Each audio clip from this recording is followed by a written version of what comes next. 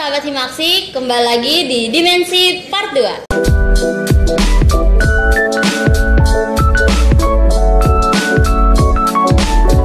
Oke, karena kali ini kita ngebahas tentang karir dan juga perkembangan diri nih Kak.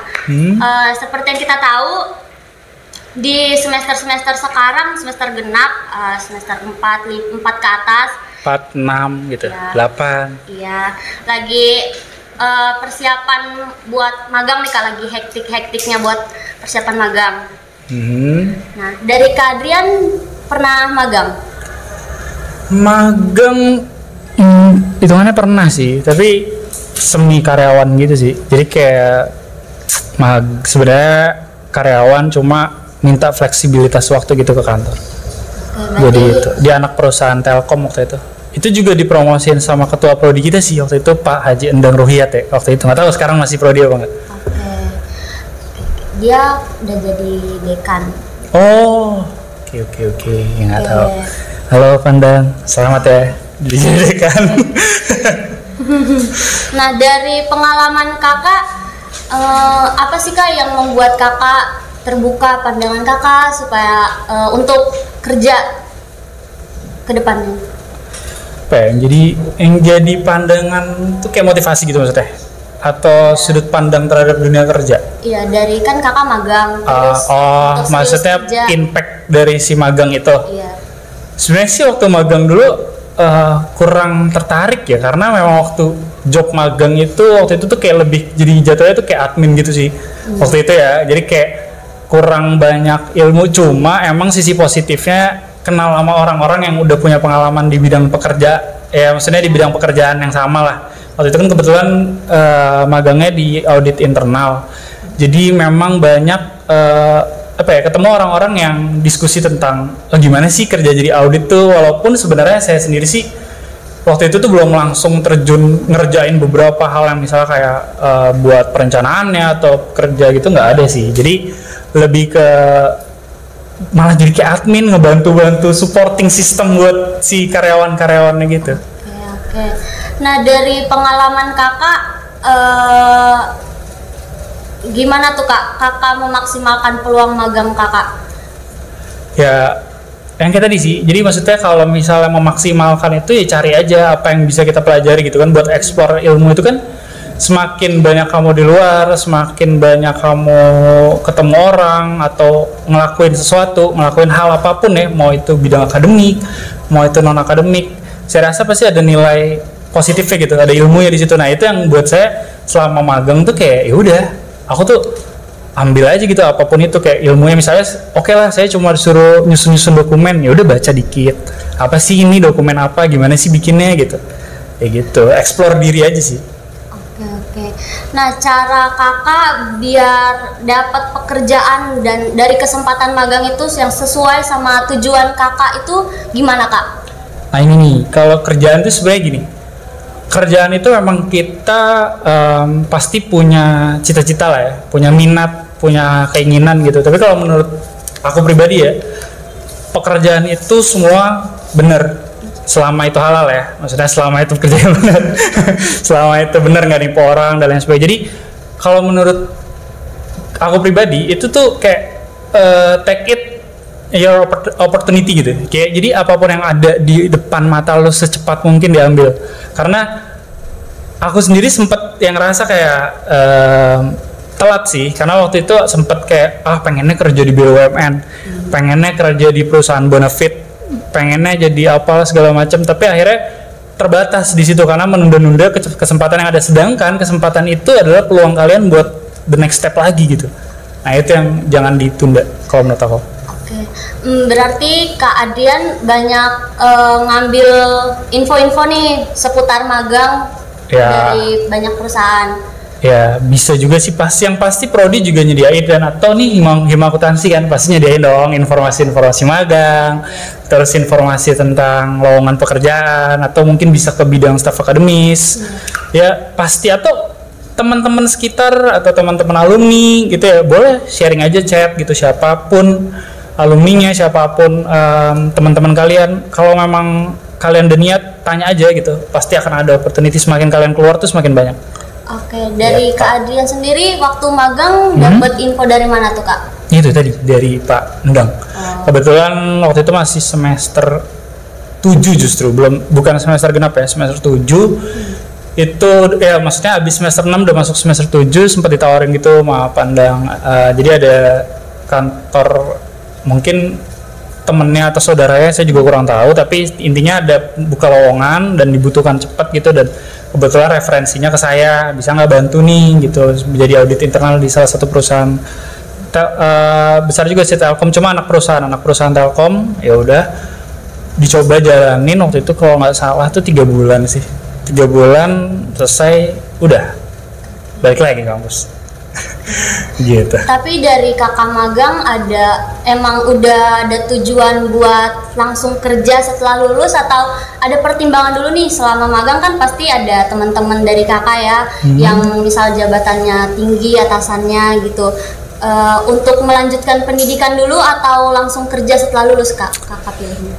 Sebenarnya dengan kita sarjana, saya bukan ngecilin yang di bawah sarjana ya.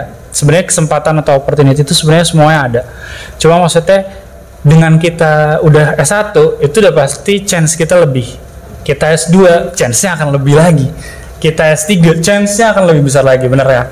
Nah, tapi di saat kita punya kesempatan, aku rasa itu jangan pernah ditunda. Jadi at least mau kamu SMA, mau kamu itu lulusan S1, mau langsung S2, ambil dulu. Karena apa? Kalau kalian kalau menurut aku ya, kalian nih nunda dulu terus kuliah dulu S2 tapi nggak ngambil opportunity-nya gitu, akhirnya satu, waktu kalian udah terbuang juga di dunia kerja, karena sedikit berbeda gitu antara dunia kerja dan dunia perkuliahan gitu. Nah, jadi kalau menurut aku better sih tetap diambil, even lo mau sambil kuliah S2 it's okay gitu, tapi upayain kerja itu jangan ditolak-tolak dulu, karena sayang aja waktunya kebuang. Berarti dari Kak Adrian sendiri setelah lulus S1 langsung kerja? Ya, harusnya cepet-cepet. Sebelum S1 kalau perlu bisa kerja kalau bisa. Tapi sekarang ada pertimbangan lagi gak untuk lanjutin? Oh iya, ya lanjut nih, ntar bulan Juli doain ya masuk di UI S2. Doain ya guys, jadi pasti ada niat. Oke. Nah, dari Kak Adrian sendiri ada gak sih Kak langkah-langkah yang kakak ambil nih untuk mempersiapkan diri kakak untuk menuju masa depan yang lebih cerah lah gitu? Persiapan untuk masa depan beberapa tahun ke depan gitu rencananya? Rencana aku waktu kuliah. Oh, kuliah dulu. Iya. Enggak sih, aku kuliah sibuk organisasi kan kayak kalian, terus main, pacaran. Terus ya banyak sih, mantan juga banyak kali di sini sebenarnya. Cuma ya pokoknya gitu. Jadi gue sebenarnya nggak terlalu fokus yang kayak gimana harus berkarir. Cuma kalian harus punya apa ya, kayak decision lah mungkin ya, planning and decision gitu. Maksudnya kayak kamu udah tahu dulu deh, lu arahnya mau kemana, ininya mau kemana. Misalnya deh kayak saya tadi saya bilang, kalian boleh nih punya cita-cita mau jadi auditor, mau jadi orang pajak, mau jadi accounting. Nah itu tuh boleh, semuanya boleh, bebas. Atau mau jadi keuangan, bahkan finance dan lain sebagainya, atau malah mau keluar jalur mau jadi YouTuber, itu semua nggak ada yang salah. Tapi kalian harus tetap buat planning yang, tapi jangan juga ngeganggu apa yang kalian lagi lewatin gitu. Nah maksud saya tadi tuh, maksudnya jangan terlalu fokus ke depan, karena apa yang kalian jalanin itu juga perlu kalian ambil benefit, inilah manfaatnya gitu loh. Nah kayak misalnya kalian terlalu fokus, misalnya saya pokoknya ntar mau ke ini, akhirnya fokus ke sini padahal ada peluang besar yang kalian belum tahu gitu. Selama kalian belum menjalankan, yaudah kalian mimpilah sebesar-besarnya, carilah keinginan sebesar-besarnya. Tapi saat kalian lagi ada di satu tempat, nah fokus di situ. Jangan sampai kalian terpecah cuma karena cita-cita kalian yang masih awang-awang. Apalagi kalau cita-citanya cuma satu, kayak rugi banget gitu. Kalian bisa bermimpi banyak, kenapa mimpinya cuma satu gitu. Berarti dari awal emang Kak Adrian cita-citanya santai aja. Kalau pengen cita-cita dari kuliah apa sebelum kuliah? Kalau sebelum kuliah pengen pilot. Wah, pilot masuk akuntansi ya Kak? Iya, makanya kalau di kuliah sih memang pengen jadi auditor sih. Emang pengen jadi auditor. Semenjak masuk udah pengen jadi auditor gitu. Oke. Dari Kak Adrian sendiri ada strategi-strategi gak Kak?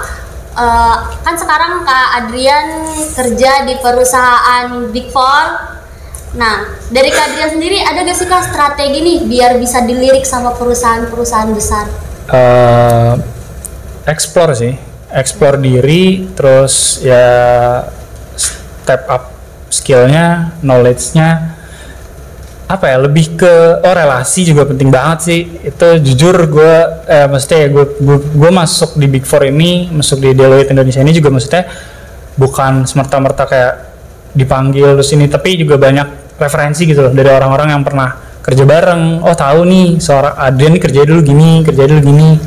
Jadi sebenarnya susah-susah gampang sih, karena jujur waktu pertama kali lulus itu ngelamar di EY, KPMG, PwC, Deloitte Indonesia, satu pun gak yang manggil pun gak buat tes, nggak manggil sampai satu waktu. Ini kejadian yang konyol banget. Jadi gue ngelamar di EY, saking gue kesel ya, di web itu nggak ada Universitas Pamulang, di list itu tuh nggak ada Universitas Pamulang, jadi ngisi others kan.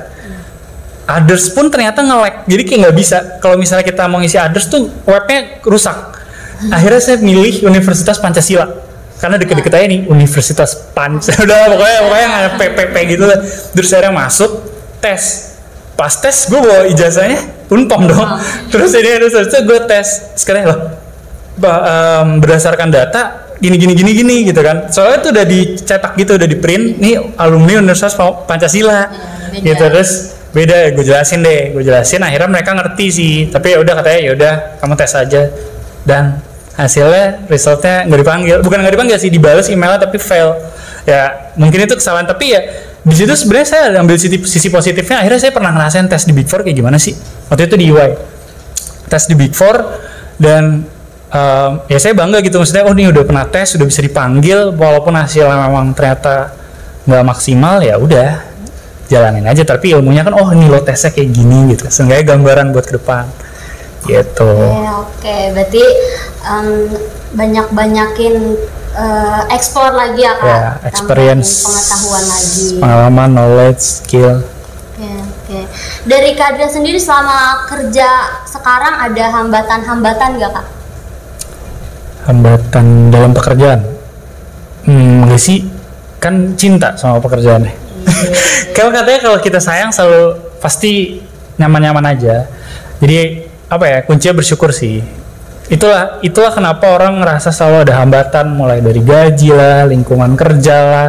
Kalau menurut aku salah sih. Yang tadi aku bilang, kalian boleh fokus pengen kerja di BUMN, pengen kerja di Big Four misalnya, atau pengen kerja di Dirjen Pajak, itu boleh, itu mimpi kalian, boleh banget. Tapi kalian harus sadar dulu kalian ada di mana dan cintai apa yang lagi kalian berada gitu. Kayak pasangan ya kan, nih kalian lihat cewek nih misalnya lebih cakep, lebih oke, boleh kalian melihat kalian pengen jadi pacar artis lah atau Pevita Pierce misalnya atau apa gitu, tapi apa yang kalian punya hargai gitu loh, cintai gitu loh, karena kita nggak pernah tahu yang baik buat kita tuh yang mana, cuma di atasnya tuh. Iya, benar-benar. Gitu. Nah, Kak Adrian sekarang menjadi auditor. Suka duka jadi auditor apa Kak? Menurut Kakak? Suka terus sih. Gue bilang gue cinta banget sama kerjaan gue. Suka, ya ada sih mungkin ya rasa capek, jenuh, yang namanya hidup dijalanin, baik itu pasangan, pekerjaan, atau bahkan lagi di dunia yang jadi hobi kalian aja, di dunia yang kalian senengin gitu, itu pasti ada aja rasa boringnya, rasa bosannya, hambatan-hambatannya itu pasti ada. Paling besar sih paling ya mungkin kayak misalnya job desk yang terlalu banyak, atau tambahan-tambahan kerjaan yang harusnya ini bukan kerjaan gue nih tapi ditambahin, karena ya ambil sih positifnya, berarti gue dipercaya sama atasan yang bukan kerjaan gue aja nih ditawarin gitu kan, berarti ya gitu. Makanya jadi pasti ada sih hambatan. Tadi Kak Adrian bilang jenuh ya Kak soal pekerjaan jadi seorang auditor. Pastinya semua pekerjaan juga kita akan merasakan yang namanya jenuh. Ada masanya kita ngerasa bosan sama pekerjaan yang kita jalanin. Nah, cara Kak Adrian untuk menghilangkan atau menyampingkan rasa-rasa itu gimana Kak? Gini sih, kalau misalnya nih kita udah ada di satu sisi kita ngerasain kenapa sih gini-gini aja gitu kan, atau kenapa sih ini nggak ada perkembangan atau apa ya.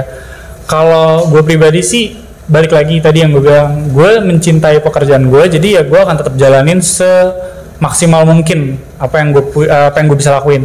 Di luar itu kayak misalnya merasa jenuh itu, contoh kayak misalnya yang nggak usah sama pekerjaan, sama pasangan pun, kayak misalnya kita jenuh, kita cari hiburan lain gitu. Itu sama, sebenarnya semua sama dalam hidup, mau itu pasangan, mau itu karir, mau itu apapun itu. Dalam keluarga pun pasti kita ada rasa jenuh nih, tinggal sama orang tua pengen keluar, jenuh nih rasanya. Nah, tapi kan belum tentu semua orang bisa keluar, belum tentu semua orang bisa juga bisa tinggal sama orang tua, juga belum tentu. Nah, makanya jadi kalau saya bilang saat lo ngerasain benar-benar jenuh sama pekerjaan lo cari kesibukan yang benar-benar bisa balikin lagi mood kita nih, mood boosternya itu apa sih gitu loh. Entah kalian traveling, liburan, entah kalian berusaha buat misalnya kerjaan di bawah santai, yang tadinya kerjaan lo misalnya kayak wah ribet gini, buka-buka segala macam, pusing, terus yaudah deh taruh dulu, tutup dulu, kita denger musik, kita denger apa, main-main, terbuka lagi, ntar kerja lagi, ya gitu. Jadi berusaha buat cari sisi enjoy-nya aja sih. Take kita apa time, sih? Ya, iya, benar. Sering-sering take your time. Berarti suka healing nih? Suka dong. Healing perlu kan? Iya. Kamu bener, juga kan? Iya, benar. Bener kan? Kamu suka healing nggak? Suka sih. Emang apa yang kamu jenuhin? Kan kuliah banyak. Tugas-tugas kuliah. Kan saya baru. Oh, baru apa tuh? Semester 2. Oh gitu. Udah jenuh? Tugasnya banyak kan. Tahu ya? Bosenan ya? Iya. Hati-hati. Ya namanya. Hati ya, bosenan. Enggak kok guys. Beda. Oh, iya. Oke. Nah, Kak Adrian sendiri dari awal katanya udah klop banget sama auditor. Iya. Pengen Banget jadi auditor. Cara kakak bisa tahu nih Kak, peluang kerja yang kakak dapetin atau yang mau kakak ambil itu sesuai sama minat kakak, itu gimana Kak? Itu semua orang tahu nggak sih? Kayak misalnya nih lo ngelamar kerja di Telkom aja misalnya, contoh salah satu nih. Ini nyebut merek gitu nggak apa kan? Branding company. Nggak apa-apa. Ya udah nih, misalnya lo Telkom misalnya, lo tahu dong lo mau masuk Telkom mau masuk apa? Pasti tahu lah. Terus kalian juga bisa tahu juga lowongannya yang dibuka apa. Lebih explore aja sih, maksudnya kayak cari-cari yang tadi gue bilang, bisa lewat prodi, bisa lewat teman-teman, alumni dan segala macam buat nyari. Nah, minat kalian di mana ya kalian cari aja. Tapi yang tadi gue bilang, jangan sampai sia-siain opportunity yang datang. Jangan kalian kejar terus gitu loh. Kalau lu kejar makin jauh. Bener deh. Kakak soalnya dulu tuh pernah awal-awal tuh kakak sempet nganggur 3 bulan. Itu karena ngejar Big Four, ngejar BUMN. Dan itu buat aku tuh kayak ngerasa rugi banget sih, spending time yang gue buang itu ngurangin value kita, karena kan time experience itu ngaruh banget dalam dunia kerja ya, itu ngaruh banget. Jadi kayak kalau kita terlalu tergantung sama minat kita pengen jadi ini terus tapi kita nggak kesampaian, ya udah jangan sia-siain opportunity. Kalau kalian mau berjuang lagi untuk itu nggak apa-apa, berjuang terus walaupun gagal, berjuang, tapi opportunity yang datang tuh ini, percaya nggak percaya, kakak pernah kerja di KP yang kecil banget, bener-bener nggak punya nama, kakak juga sampai sekarang bahkan lupa namanya apa, tapi orangnya baik banget. Itu kakak bener-bener kerja di KP yang kecil banget, bahkan nggak ada nama sama sekali, kantornya aja di ruko kecil, dan itu cuma 1 lantai. Nah di situ ya itu menurut kakak tuh ya itu gitu loh, itu yang nggak boleh dibuang. Dan ternyata dari situ cuma sebulan langsung dipanggil, ada di KP lagi. Makanya yang kakak bilang kayak jangan sia-siain waktu deh, apapun yang datang ini kejar, boleh kejar terus, tapi yang datang jangan diacuhin gitu, tetap ditengok lah, siapa tahu cocok gitu. Kalau ada orang datang, iya jalanin dulu. Kalau dijalanin siapa tahu nyaman, lanjut. Ada gak sih Kak hambatan-hambatan pas kakak masuk ke akuntansi dari SMA? Kalau menurut gue nih, saat kalian belajar sesuatu, sukain deh, benar-benar cintai. Teknologi membantu audit, teknologi membantu pekerjaan audit, tapi bukan berarti menghilangkan peran auditor. Kalau menurut aku,